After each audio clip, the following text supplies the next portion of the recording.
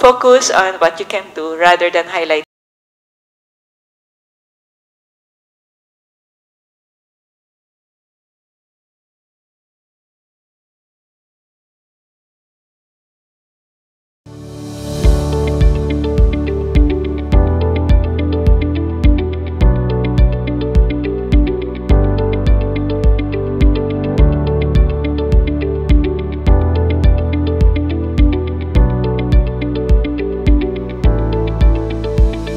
She has helped transform leaders from around the world through her holistic, transformative,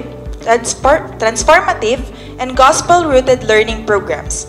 Please join me in welcoming the radiant influencer, Ms. Toni Miranda.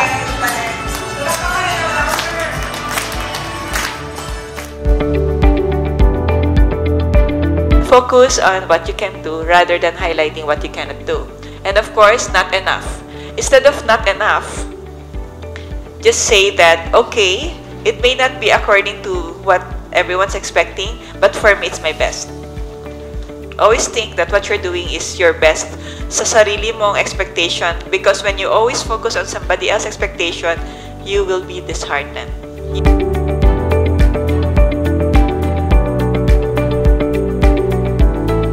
We can now choose who we are in someone else's life. Are we gonna choose to be the multiplier or the diminisher? And I love that book, The Multiplier. It says there that people sometimes use their intelligence, their skills, everything that lifts us up. Some of them use all those things, talents, to multiply, to lift you up, to multiply their goodness, to multiply their compassion, to multiply their mercy, to multiply their support, to multiply the counsel and understanding.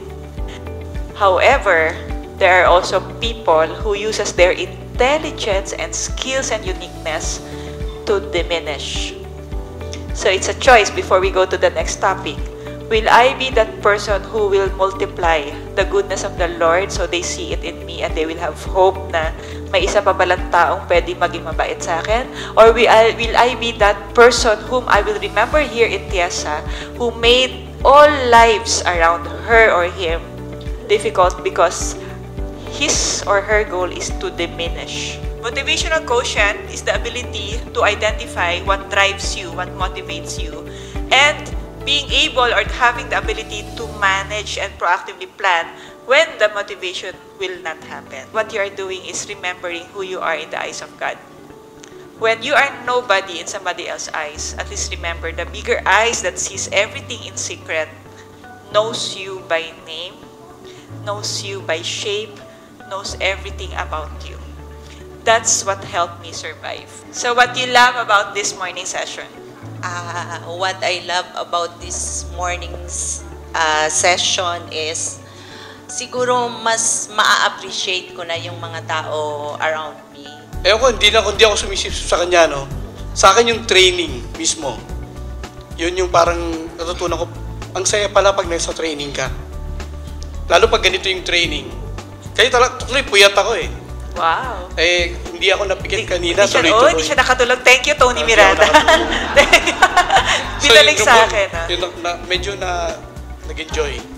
Thank you. High five. Salamat sa appreciation. Present. Bali, Always present. natutunan ko po yung yung mindset ng positivity. Di ba? Oh, yeah. Yung mga negative thoughts, pwede mo yun i-change to positive reframe. Tsaka, mas maganda yon, mas maganda sa tao na positive lagi yung nakikita mo. Remember, what you focus on expands. So we can always focus on the past. We can always focus on your failure and each other's failure. And it will expand. It's just that I really believe that is not why you are created. You're not created to focus on negativity. You're not created to focus on being alone. We are created to be in a relationship. So now, given that, understanding that we are brought differently, we have different programming, we have different operating system. Go towards that focus. Yung kaninang line, di ba? People can just throw out words on you, including yourself. You throw out words on yourself. But remember, why was I created? So I can focus on the definition of, let me just bring back my story. I can focus on being dirty. I can focus on the idea that I've not been a good mom and wife. Yet, I keep on pursuing towards the light, focusing on how the Lord is telling me, you are beautiful, you are cleansed. I really have to sacrifice myself on the cross for you. You have no more shame, you have no more guilt. Come on, I'm gonna use you. So I remember I was sharing with Mom. I really cried to the Lord. I said, Lord, I still want to experience in the remaining days of my life, in the remaining years of my life, which I don't know up to when. I just wanted to experience how it takes to be used by you for your glory. I never saw back then that I will become a speaker. I never saw back then that I will look and feel beautiful again. From Margie Poran. Ang dami ng kamukha, no? Eventually, si Toni Miranda ba yan? From lahat ng kamukha to, si Toni Miranda pa yan. But I'm just so happy. Why? Because my husband is feeling the same. It's different lifting up yourself alone than seeing all of you in the group, especially in the family, feeling the same, feeling valued, that instead of violated, valued, instead of rejected, love. And we still are not perfect family, but we're just happy. We know what it takes, how to forgive. We know how to say sorry. We know how to just take back the words we felt we said not properly. And at the end of the day, we know how to let go everything but for the Lord, because we just understand that anything for Him is worth letting go. And our token, ayan, from TIEZA, Love the Philippines.